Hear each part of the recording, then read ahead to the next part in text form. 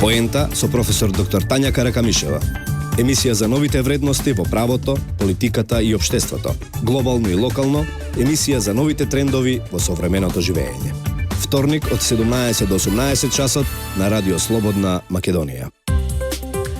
Добар ден, драги слушатели на Радио Слободна Македонија. Добродојдовте во првата емисија Поента од оваа нова 2016 година.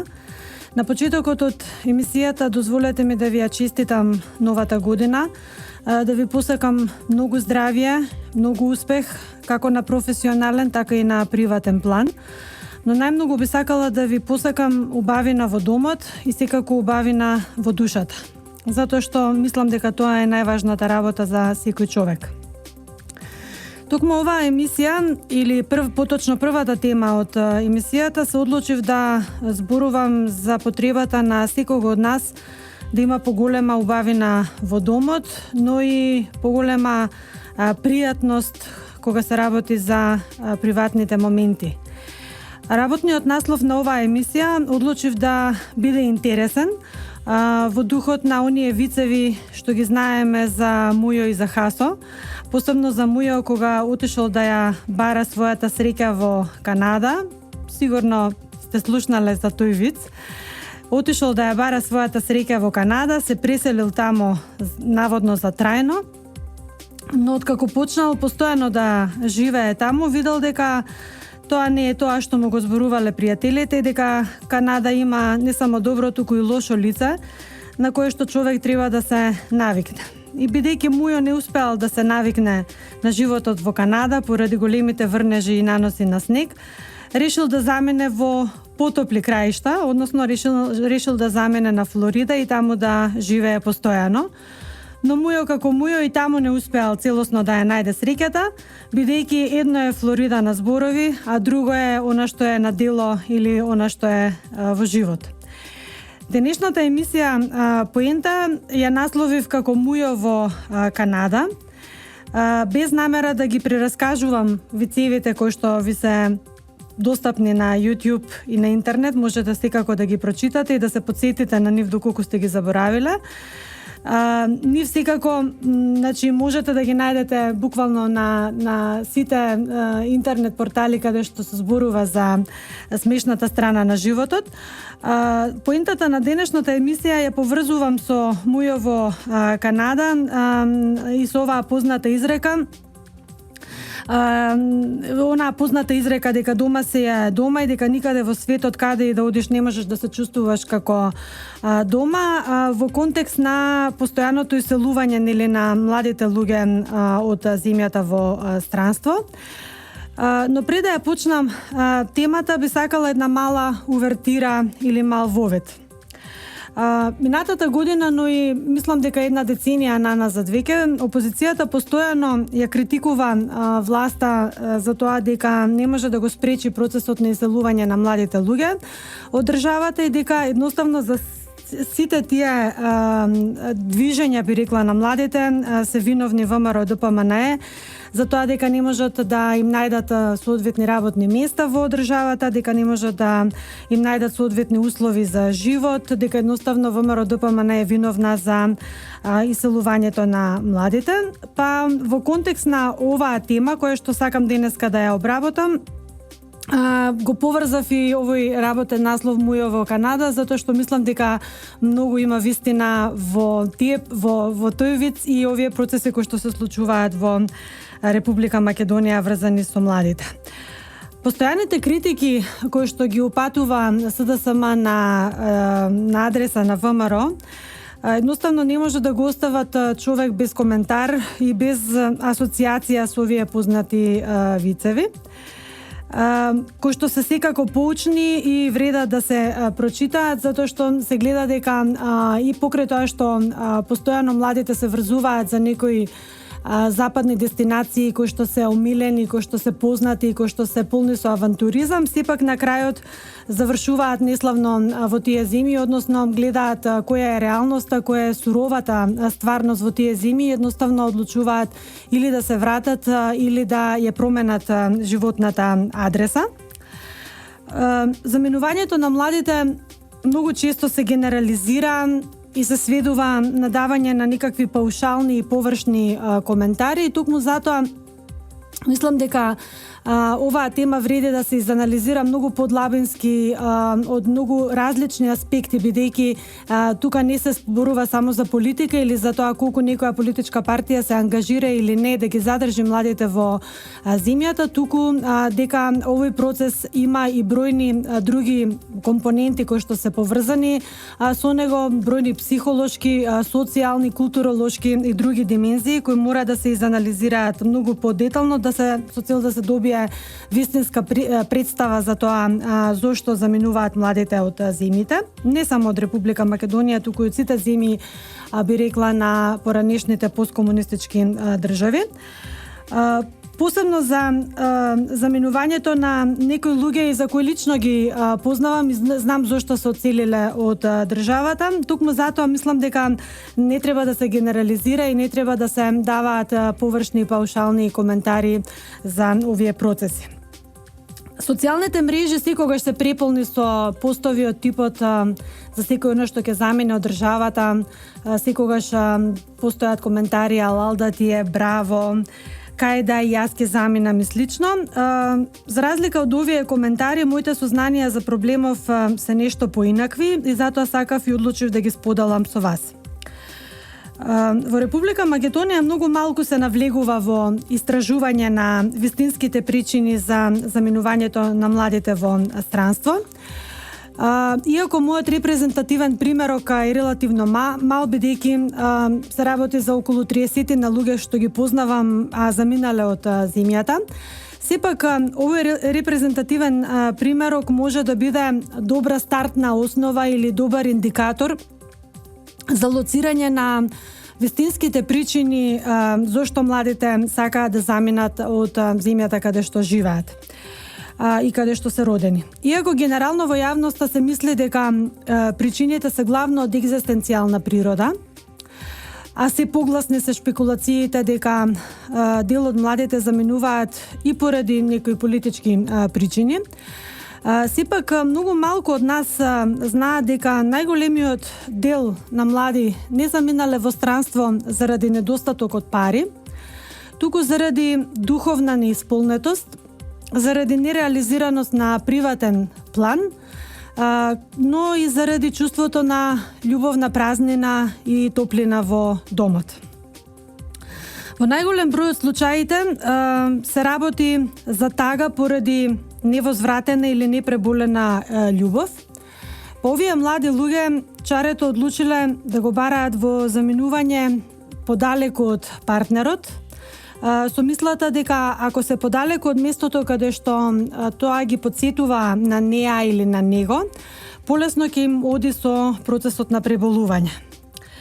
Значи, би рекла од мојот репрезентативен примерок, некаде 90%, што значи околу 20 и нешто луѓе, заминале во странство заради раскинување на долгогодишна љубов или заради развод од својот партнер, но има и такви кои што заминале во странство заради незадоволството што го имале, духовното незадоволство од квалитетот на семејните односи во кои што живееле, посебно семејните односи меѓу родителите, кои што постоеле меѓу брачните другари, но и семејните односи помеѓу браќа и сестри, сестри и сестри и така натаму. А интересно и дури и загрижувачки е што главно овие незадоволства се врзани со поради присуство на семејно насилство во домот, па со цел да се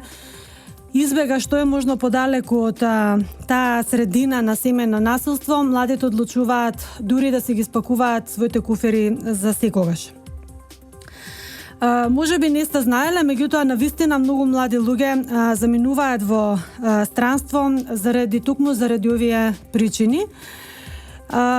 И доколку се прашаат и психолозите дали овие причини може да бидат еден од главните причини за заминувањето, секако дека во анализите кои што се прават и тие ги лоцираат овие проблеми како главна причина поради која што младите запаѓаат и во состојба на депресија, бидејќи во нашиве околности или во нашиве услови постои срам од соочување со депресијата или незините последици, но постои и срам да се побара помош и соодветно и стручно да се лечи проблемот.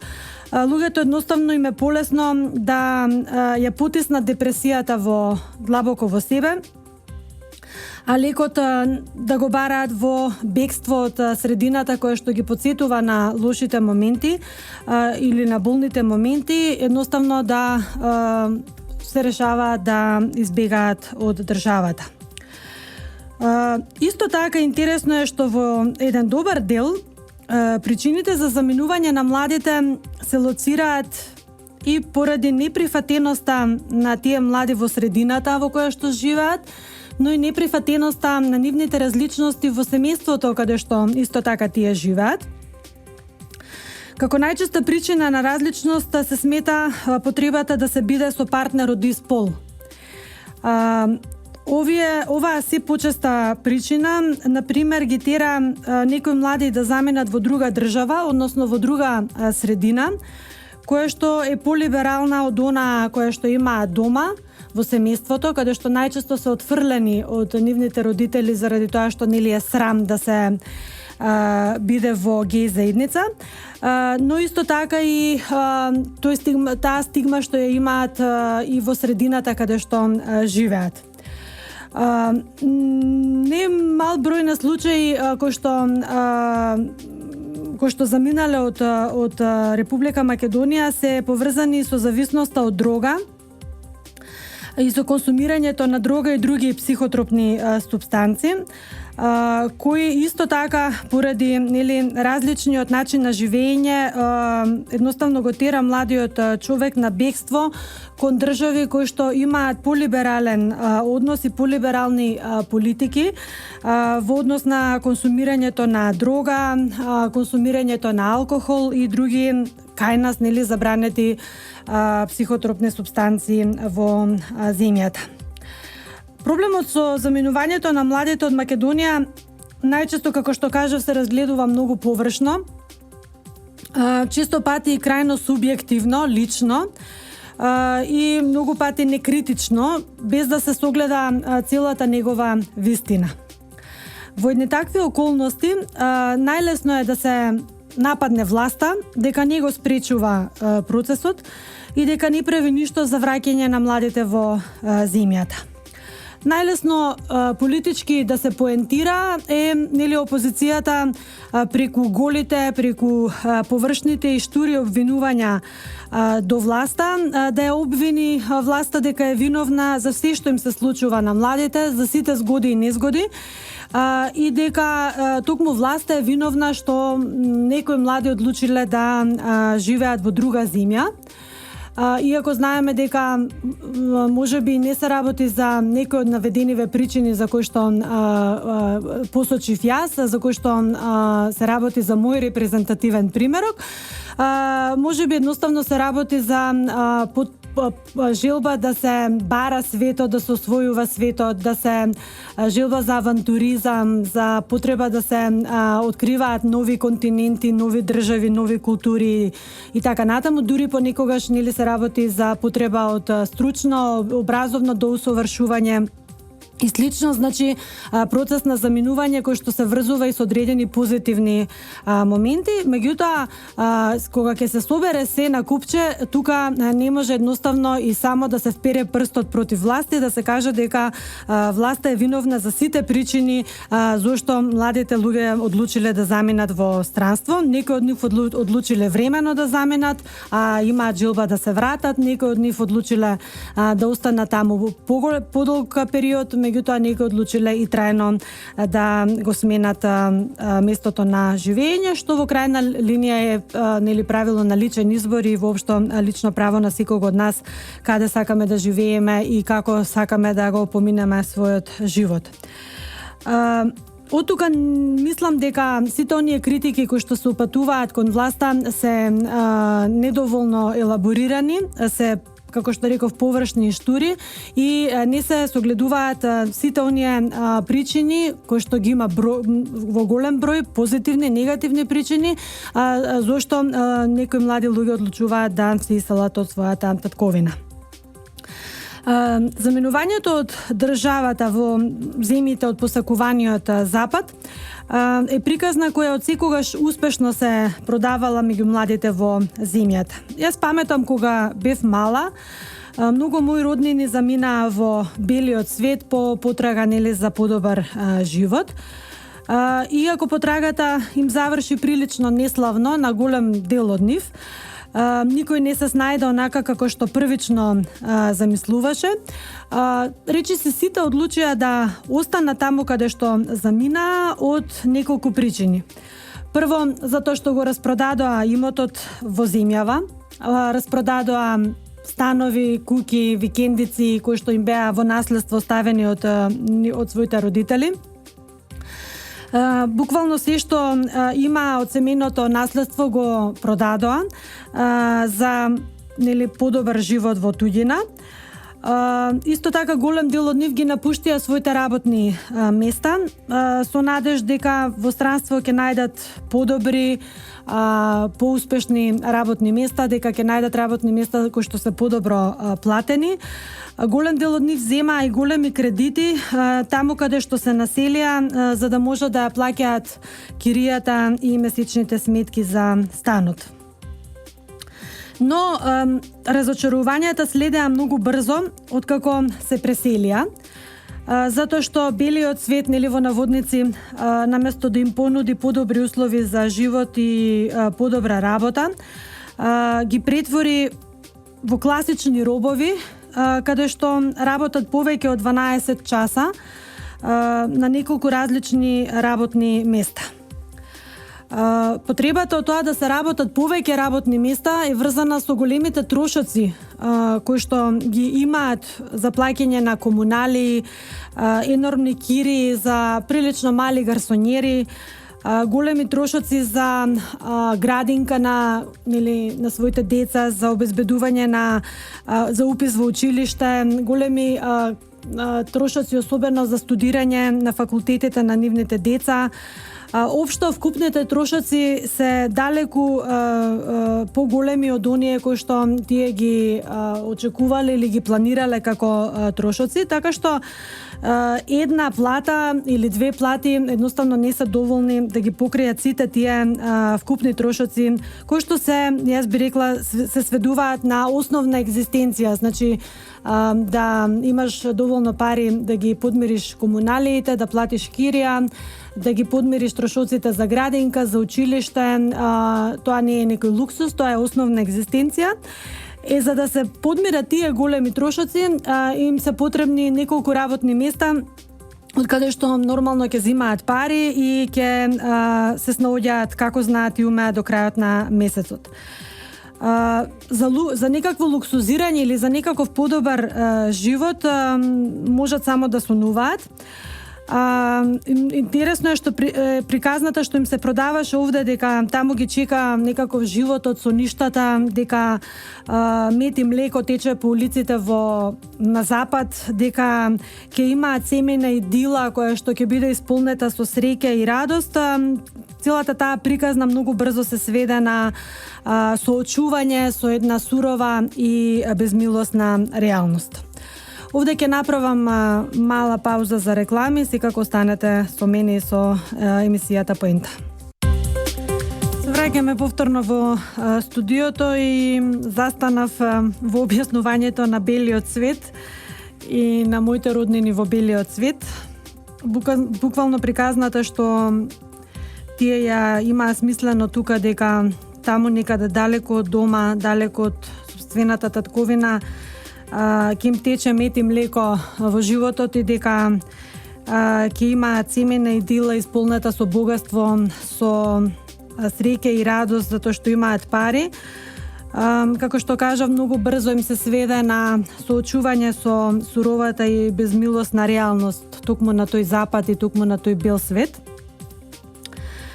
Изговорот дека таму некаде далеко од дома наоѓањето работа според образовните квалификации е лесно како наречка на парче торта се сведе на реченица од која денес буквално си прават вицеви на своја сметка.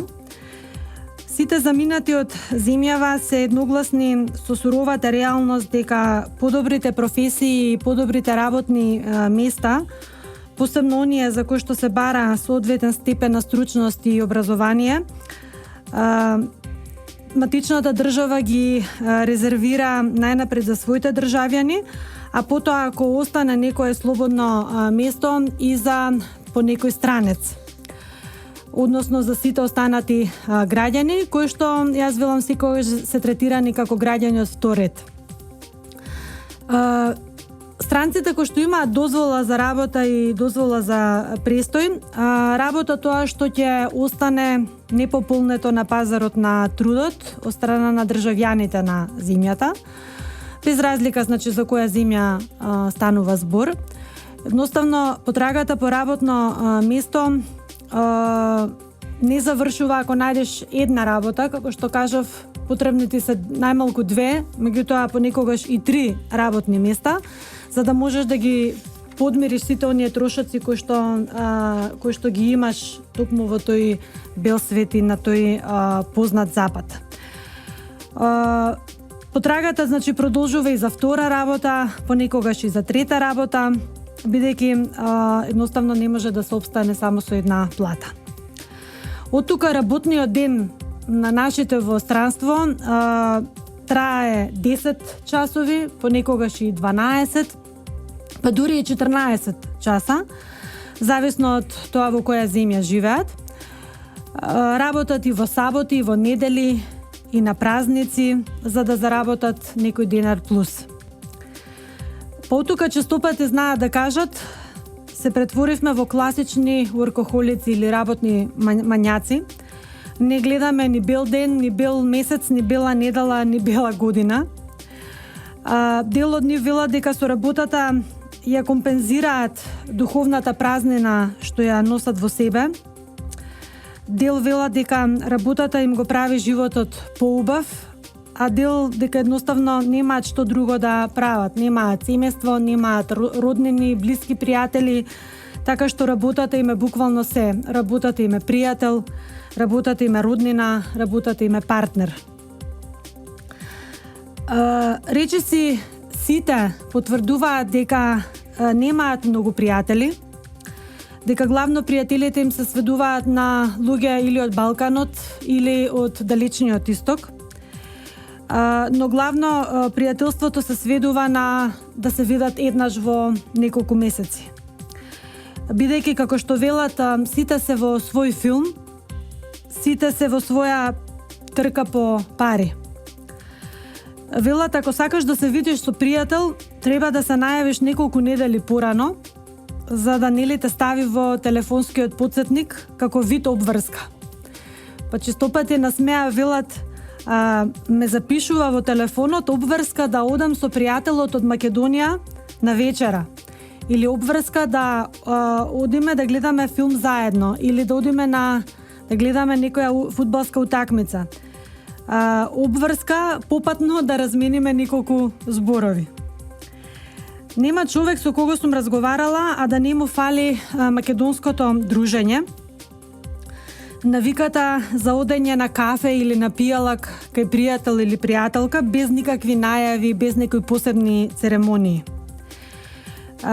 Нема човек што не му недостасуваат дружињата на македонските слави. Еве сега е убава пригода, празнична пригода, кога буквално се собираат семејства, пријатели на едно место, се дружат, се забавуваат. Буквално сите домови се полни со пријатели, со роднини, со луѓе кои што ги сакаш. Тоа им недостасува на луѓето надвор од Македонија, на нашите сограѓани кои што одлучиле да живеат надвор од Република Македонија.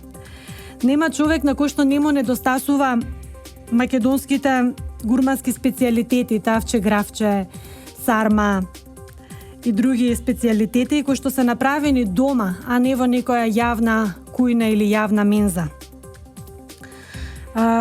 Едноставно нема човек што сум го сретнала што нему недостасува и што не го сонува детството и игрите без граници. И на крајот на денот кога работите ќе се постават на реален начин, секогаш си го поставуваат она неизбежно прашање. А можевме ли се во ова да го имаме дома, во Република Македонија? Но и прашањето кое што секако следи, а тоа е, а кој е ова? Ова што го имаме тука? Работа на 2-3 работни места, работа по 12 до 14 часа во денот, без разлика дали е сабота, недела, празник, делник. Чувството дека си странец секаде каде што одиш, несигурноста дали ќе имаш доволно пари да ја платиш киријата за гарсонјерата која никогаш нема да биде твоја, затоа што немаш толку пари да ја купиш. Дали ќе имаш пари да ги платиш месечните сметки? Дали ќе имаш доволно пари за јадење? Дали ќе имаш пари за на доктор доколку се разболиш? Дали ќе имаш доволно пари да појдеш во ресторан со пријателите секако доколку најдат време за тебе? Дали се во ова можеш да го најдеш во твојата Македонија? Прашањето на ова прашање секако дека има само еден одговор, а тоа е сигурно да. И во нивната Македонија, ако имаат амбиција и желба да работат 2-3 работни места истовремено, може да ги најдат и да работат. И во нивната Македонија може да работат и во сабота, и во недела, и на празници, ако сакаат. Или ако не ги пријават нивните работодавачи дека ги користат прекувремено и во недела и на празници спротивно на закон. Секако дека и во нивната Македонија може да имаат и свој дом, ама свој дом, каде што не мора да плаќаат кирија. Може да имаат многу поевтини градинки за нивните деца, може да имаат многу поевтини училишта и бесплатни училишта до основно образование за нивните деца, и пристапни факултети за нивните деца. Може да имаат многу поквалитетно дружење со пријателите од детството, со пријателите од работа, без никакви планови, програми, церемонии, најавувања, обврски. Може да имаат само едноставно ако сакаат. Тука правиме исто така мала пауза за реклами, останете со нас. Значи, мојавето предходно ни беше дека младите луѓе кои што заминуваат во странство се свесни дека и во Македонија, доколку имаат амбиција и желба да работат, да најдат своја основна екзистенција, можат тоа да го имаат. Знаат дека многу работи што ги има во Република Македонија ги нуди единствено и само татковината. И не случајно старите ќе кажат дека каменот си тежи на своето место. Ние тежиме во нашата земја и само во нашата земја можеме да се чувствуваме како вистински државјани, како вистински граѓани. Затоа што секаде во странство, каде и да одиме, ние сме странци, ние сме дојденци или туѓенци. И едноставно имаме сосема поинаков респект или сосема поинакво однесување од другите, па ако сакате и од официјалните власти кон нас. Затоа наместо духовната празнина да ја пополнуваме на места каде што буквално никој не се грижи за неа, предлагам да направиме многу поголем индивидуален и колективен напор, среќата, убавината и благодетот да си го создадеме дома. Тоа си го должиме на себе, како индивидуи, но и на сите оние генерации што доаѓаат по нас. На сите генерации што ние ги оставаме како наши поколенија. Од тука апелот во овие убави празнични денови е да се свртиме кон духовното, да се грижиме многу повеќе за нашето духовно здравје, да посветуваме многу поголема грижа за убавините во домот, затоа што кога ја пронаоѓаме убавината на домот и убавината во домот, никогаш нема да посакаме да заминеме од него. Домот ќе не излечи од секоја болка, без разлика која е и каква е. Домот и најблиските во домот ќе не направат многу посилни за сите предизвици и за сите да кажам неволји или непогоди кои што ни се случуваат во животот.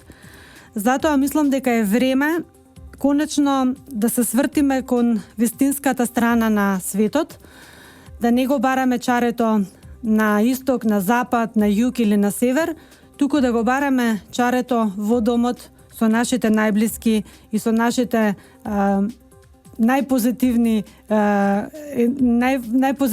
би рекла енергиенси, затоа што само најблиските, најмилите ти го даваат во домот, ти го даваат она чувство на среќа и чувство на сигурност. Никој друг не може да ти ја пополни и да ти ја надополни, би рекла, таа празнина, освен тие кои што ти се најблиски, кои што ти посакуваат најдобро. Од тука е потребно итно да се спречи оној процес на глорифицирање, на величење на тоа дека Западот нуди многу подобар живот, дека Западот нуди многу поубави моменти, дека нуди голема среќа, голема радост. Напротив, треба да се демаскира ова лажна потрага по поубаво утре во странство. Потребно е ние со широки очи да погледнеме суровата вистина и да заклучиме дека тугината не е тоа што сака некој да ни ја представи, дека и во Македонија може и убаво да се живее и среќно да се живее ако се има волја за тоа, ако се има желба за тоа, ако се има волја за работа, ако се има истреност, ако си упорен, ако си трудолюбив, и ако ја имаш истата онаа желба која што ја имаш кога ќе заминеш во странство. Истата желба како онаа кога сме во туѓина, односно кога сме на сосема друго место од надворот од ковината.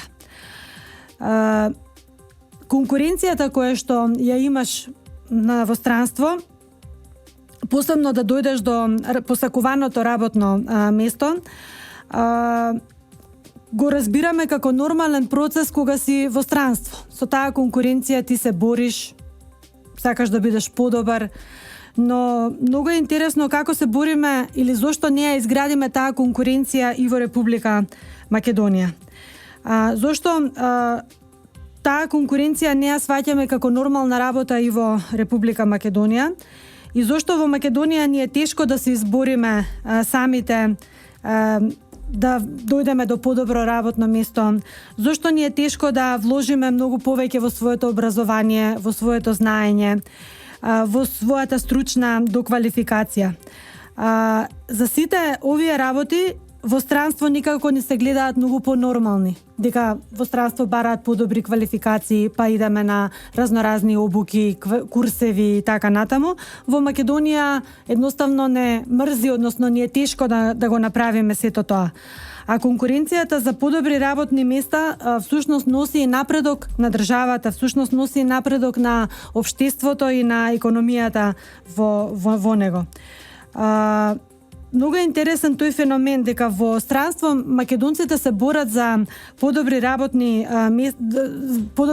места и едноставно се трудат да ги стекнат потребните квалификации без никаков проблем, а во Македонија гледаат да најдат некое работно место каде што не треба да се доусовршуваат, каде што не треба да се дообразуваат.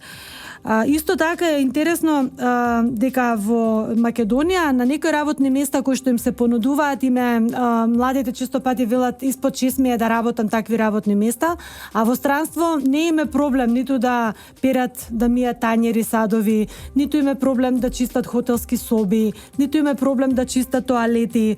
Во Македонија кога ќе дојдат до такви работни места, едноставно се исмејуваат на тие работни места, велат дека тие не учеле за тоа, а во странство без проблем ги прифаќаат таквите работни места. Многу интересно каков е тој феномен или би рекла двоен стандард во однесувањето дома и во туѓина.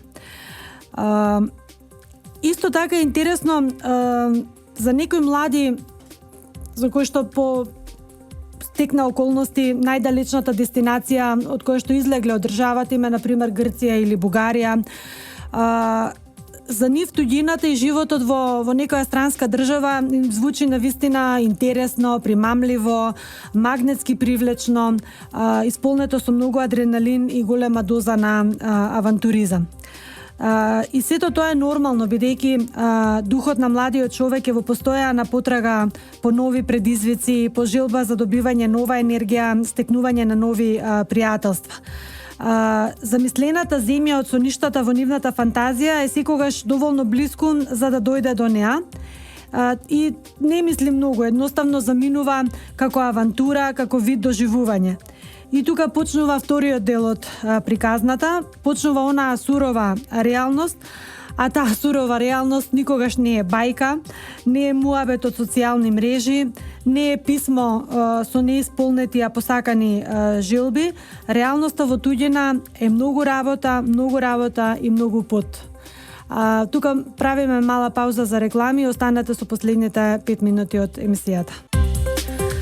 Втората тема која што би сакала да ја искоментирам во поента е секако поврзана со организирањето на предвремените парламентарни избори, што по моје длабоко убедување мора да се одржат на 24 април оваа година, така како што е договорено меѓу 4 лидери на најголемите партии со присуство на меѓународниот фактор, меѓутоа и така како што е запишано во член 78, член 80 од изборниот законник. Само да подсетиме дека во изборниот законник е предвидено дека организирањето на предвремени избори за пратеници ќе се одржи на 24 април 2016 година и дека заради организирање на тие предвремени избори за пратеници кои ќе се одржат на 24 април, потребно е да се направат сите изборни действија поврзани со прочистувањето на избирачкиот список и секако со останатите изборни процеси поврзани со организирање на избори. Значи, на неколку места во преодните и завршните одредби од изборниот законник, кој што, како што знаеме, беше донесен со консензус меѓу политичките партии во собрание, меѓу 4 најрелевантни, меѓутоа секако и со двотретинско мнозинство во собранието, стои дека предвремените парламентарни избори ќе бидат одржани на 24 април. Тоа значи дека секое можно пролонгирање или секое негирање на овој датум значи противзаконско действие. Не е само кршење на договорот од пржено или повреда на договорот од пржено, туку и повреда на правилата од изборниот законник, за кој што само пред неколку месеци политичките партии едногласно ги прифатија како прифатливи за сите нив и дека согласно тие изборни правила ќе се оди на новите предвремени парламентарни избори. Во меѓувреме гледаме дека сите политички партии освен СДСМ инсистираат на неменување на датумот. Меѓутоа СДСМ соочени со исклучително лошиот рейтинг кој што го имаат од граѓаните, соочени со големите афери кои што ги обелодени и јавното обвинителство и полицијата во периодот од една недела, како и со бројните нерешени други состојби во смисла на тоа дали ги предадоа сите материјали кои што ги имаа во посет, кои што незаконски ги стекнаа на специјалната јавна обвинителка. Како можеше тој процес на предавање да оди без и примо предавање да оди без запишување, без ставање на сето тоа во записник. Интересни прашања за кои што еве се уште специјалното јавно обвинителство нема одговор ниту на медиумите кои што ги поставуваат тие прашања, ниту на обичната јавност која што нели е должна да и има право да знае што стушно се случува во државата. Едноставно лидерот на СДСМ е буквално притиснат на зид да се одржат изборите, а тој постојано бега од изборно соочување со граѓаните.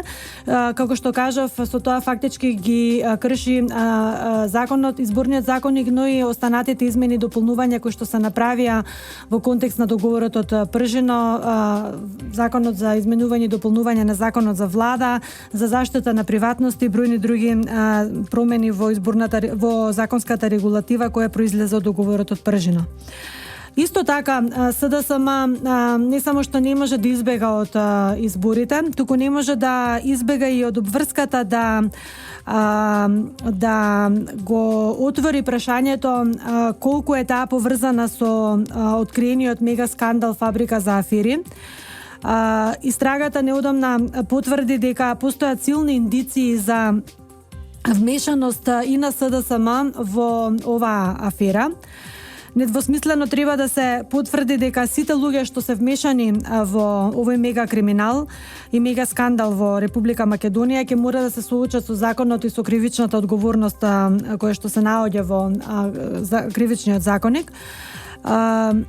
И да се обелоденат сите оние детали поврзани со работата на соучесниците во фабриката за афери, меѓутоа и бројните други помагатели и креатори на оваа фабрика, која што дефинитивно работела и раководела како злосторничка група и извршила тежок удар врз уставот на земјата, врз приватноста на граѓаните, направила тешка повреда на правата и слободите на илјадници граѓани во земјата.